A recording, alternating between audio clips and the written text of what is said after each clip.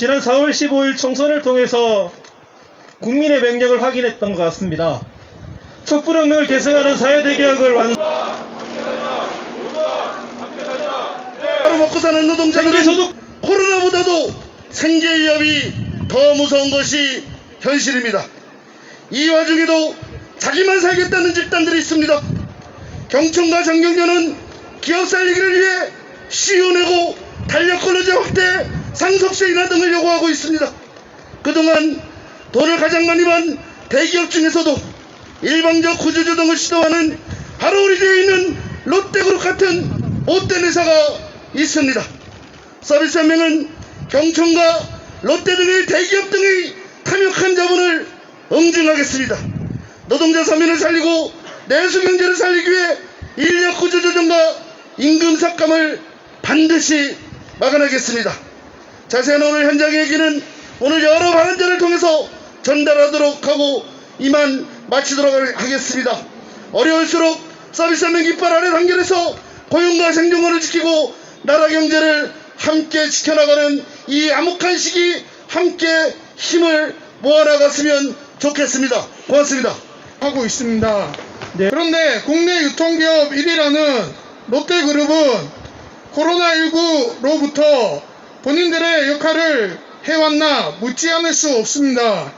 코로나19 위기가 시작된 후 불특정 다수의 소비자들이 방문하는 마트, 백화점, 면세점 등 유통매장에서는 안전장비 지급, 영업시간 단축과 정기휴점 등 노동자들의 안전을 위한 조치를 요구하였지만 롯데가 내놓은 대책은 거의 없고 그마저도 하청 노동자들의 안전은 전혀 책임을 지지 않았습니다.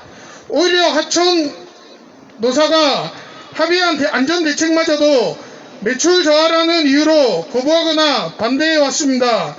특히나 롯데 면세점은 수십 년간 면세점 업계 매출 1위 기업임에도 불구하고 협력업체에서도 진행하는 유급휴업, 휴직은 없고 지난 2월부터 현재까지 매출 감소에 대한 부담을 무급휴직 노동시간 단축을 위한 임금 삭감 등으로 노동자에게 전가하고 있습니다. 면세점은 특별고용지원업종으로 지정됐음에도 불구하고 최소한의 휴업수당 지급도 아까워서 무급휴직을 계속해서 시행하고 있습니다. 뿐만 아닙니다. 롯데쇼핑은 2월 13일 700개 오프라인 매장 중 200여 개, 약 30%를 5년 내에 정리하겠다고 발표했습니다. 그리고 롯데마트를 시작으로 본격적인 구조조정이 시작되고 있습니다.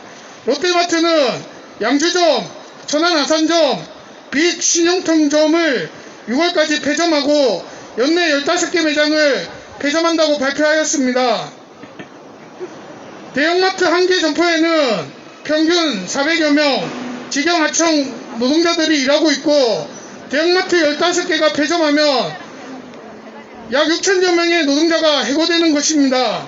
코로나 위기로 노동자 민중의 삶은 무너지고 있는데 재벌 대기업 롯데는 수만 명의 노동자들을 벼랑 끝으로 내던지고 있습니다. 또한 롯데그룹은 노동조합 탄압에도 대표적인 그룹입니다. 최근 롯데 하이마트에 민주노조가 설립되자 노동조합위원장에게 정직 3개월이라는 징계를 하였습니다. 징계 사유가 재고관리 책임을 지점장한테 물어서 현금으로 배상하게 하였는데 변상하지 않았고 재고관리 업무 담당자가 재고 손실분을 함께 변상하자고 건넨 돈을 부당하게 보아주거나게 수취하였다는 이유입니다. 롯데 하이마트는 회사의 재고 부족을 지점장에게 책임을 물어 현금 배상하게 하고 있습니다. 전시했던 재고, 사용 못하게 된 재고, 분실 재고 등 모든 비용을 지점장에게 배상하게 하고 있습니다. 수백만 원씩 허다하게 현금 배상을 지점장들이 떠안고 있고 어떤 분은 1천만 원 이상의 배상을 민주노조 위원장은 이에 대해 제동을 걸기 위해 현금 배상하지 않으니 온갖 이유를 정식 징계 강행하였습니다.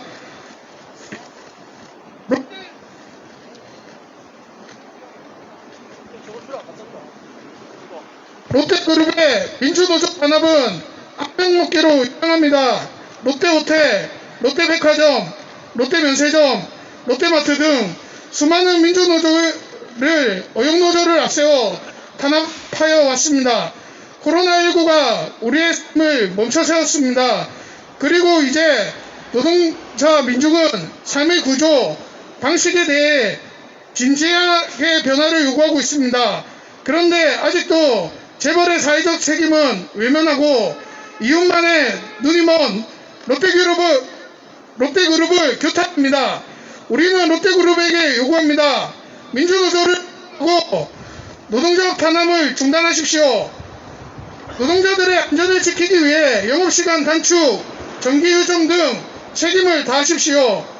지금 당장 구조조정을 중단하고 노동자들과 함께 머리를 맞대고 기업의 발전 전망을 논의하십시오. 마지막으로 롯데그룹에 요구합니다. 롯데그룹은 노조 탄압, 구조조정을 중단하고 안전한 현장을 만들어 혼자가 아니라 노동자들과 얼마나 함께 많은 학생들이 방과 후 수업으로 자기의 꿈을 찾고 그다음에 다양한 체험을 했는지는 말씀 안 드려도 다 아시리라 생각이 됩니다. 그런데 그걸 주도했던 강사들의 처우는 어떻게 되어 있을까요? 학부모는 당연히 학교의 연장선상으로 학습의 연장선상으로 생각하고 있는 중이고요. 학교에서는 그냥 교실을 빌려 쓰는 학원 강사 정도로 생각하고 있습니다. 근로계약은 당연히 써주지 않고 있고 지금도 사업자 처리가 되어 있고 법적 제도가 없기 때문에 학교장 마음대로 왔다 갔다 하는 상황입니다. 이런 상태에서 굉장히 처우가 나빠져 있는 방과 후 강사들은 교육청에 도움을 요청해도 나몰라라 하고 있는 시점입니다. 방과 후 강사들은 지금 본인들이 특수고용직인지 사업자인지 아르바이트인지조차도 제대로 파악하지 못하고 있습니다. 이런 상태에서 전국적으로 방과 후 강사 13만 명의 방과 후 강사들이 모래알처럼 흩어져 있는 상황입니다. 자, 이런 상황에서 코로나19 사태를 맞이했습니다. 코로나19는 많은 직군이 굉장히 어려움에 처해 있는데요. 들어보신 적이 있으실지 모르겠습니다. 자, 재난 상황이 왔을 때 그 직군 전체가 수입이 0이 된 직군이 있나요? 없습니다. 방과 후 강사 외에는 직군 전체가 0이 된 경우는 없었습니다. 아무리 생각해봐도 없더군요. 방과 후 학교의 강사들은 새 학기를 시작하지도 못하고 계속 정지 상태에 있습니다. 심지어 받았던 강사료를 반환하라는 요청을 듣기도 했고요.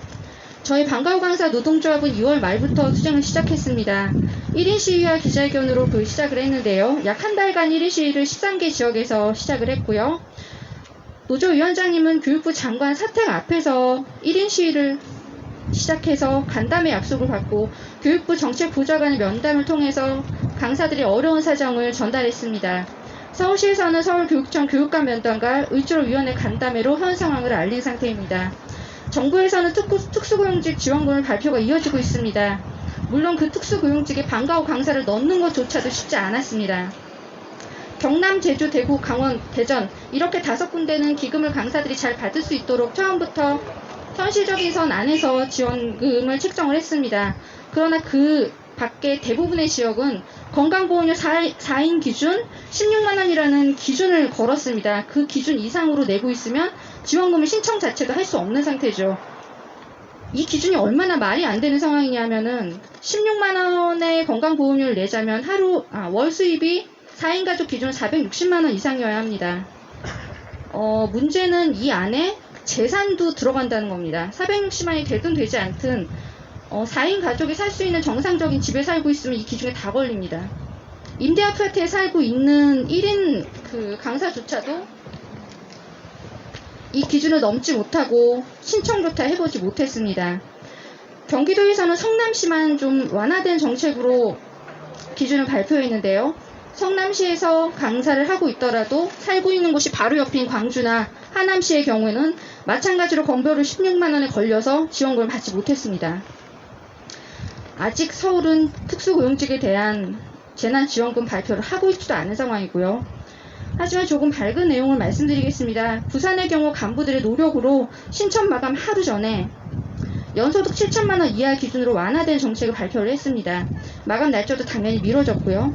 강원도 역시 간부들의 노력으로 강사들이 조건 없이 지원금을 받을 수 있게끔 만들어졌습니다.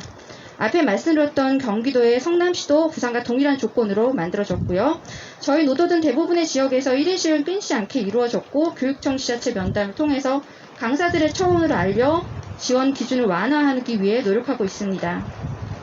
좀 전에 말씀드렸던 부산의 경우 이 완화된 정책을 성공시키고 나서 강사들이 당에 30명 이상 조합원으로 가입했습니다. 경기도도 성남시 외에 다른 지역인 고양시, 광주시, 군포시, 평택시, 이천시 각각 이번 기회에 간부가 서서 같이 투쟁을 하고 있는 중입니다. 이번 코로나로 가장 문제가 되었던 대구의 경우 당연히 1인 시위나 기자회견을 많이 하고 있고요. 이 과정 중에 좀 놀랄만한 상황을 알게 됐습니다. 지자체나 교육청에서 해당 지자체에서 활동하고 있는 강사들의 수를 파악하지 못하고 있었습니다. 이게 좀 놀랄 일이긴 했는데요. 저희 노조에서는 각 학교 단톡방을 통해서 강사들의 숫자를 파악하는 과정 중 자연스럽게 노조가 홍보가 되었고요. 저희 노조에서 운영하고 있는 강사들 밴드에 1000명 이상이 가입을 해서 물밑 가입이 이어졌습니다. 대구에서는 강사들한테 최대 100만 원씩 지급하자는 발표를 했습니다.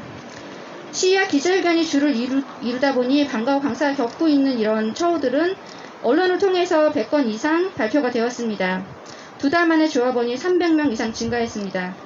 모든 조합원들이 들어가 있는 방과후 강사가 전체가 수입이 0이 되었는데도 불구하고 조합비를 내고 조합원에 가입한 인원이 이 정도입니다. 무엇보다 각 지역의 간부들의 활동성이 굉장히 커지고 강사 개개인이 자기가 어떤 처지에 처해 있는지 사회적인 전체성을 고민하게 되었습니다. 이것으로 앞으로 일어날 또 다른 재난상 내지는 불합리함에 대해 싸울 수 있는 기반이 될 수 있을 거라 생각합니다.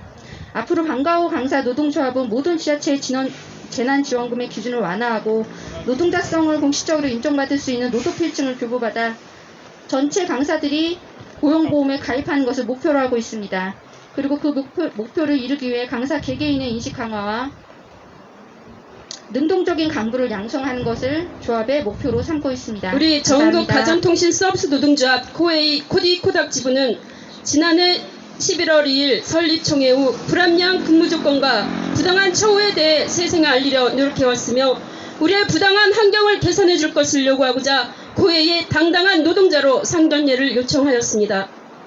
하지만 고회는 해묵은 대법원 판례를 들이대며 현장 제1선에서 일하는 우리 방문 서비스 노동자들의 근로작성을 인정할 수 없다며 만남조차 거부하며 노동자의 외침에 여전히 묵묵부답으로 일관하고 있습니다.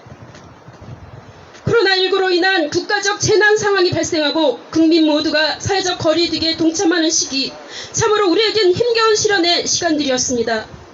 이를 하지 못하면 최소한의 생계비용조차 보장받지 못하는 특수고용 노동자, 자유근로소득자란 이름의 노동자에게 어떻게든 일을 해야 했고 고객들은 이런 중에도 점검을 진행하기 위해 방문을 부탁드리면 우리 방문 서비스 노동자들을 마치 병금과 같이 취급하며 방문을 거부하고 사태의 심각성을 모르는 무지한 사람으로 대했습니다.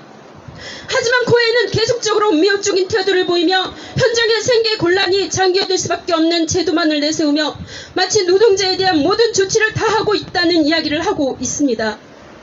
현장 제1선에서 일하는 고해의 얼굴이라고 지키세우던 우리 방문 서비스 노동자에게는 이러한 위급사항이 일어나기니 개인 사업자라며 그 어떤 보호 조치도 취하지 않았습니다.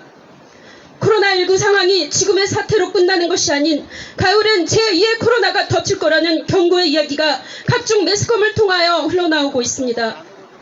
이러한 예기치 못한 상황은 언제든 찾아올 수 있고 경제위기와 혼돈 속에 모든 노동자가 힘든 시간들을 보내고 있지만 특히 우리와 같이 어떠한 상황이라도 일을 해야 하는 특수고용 노동자들은 건강과 안전을 위하여 생계를 포기해야 할지 생계를 위하여 나 자신의 건강과 안전을 포기해야 할지 딜레마에 빠질 수밖에 없습니다. 우리 특수고용 노동자들에게는 이러한 상황에서 노동자로서 고용보험과 같은 최소한의 안정망이 너무나 절실합니다.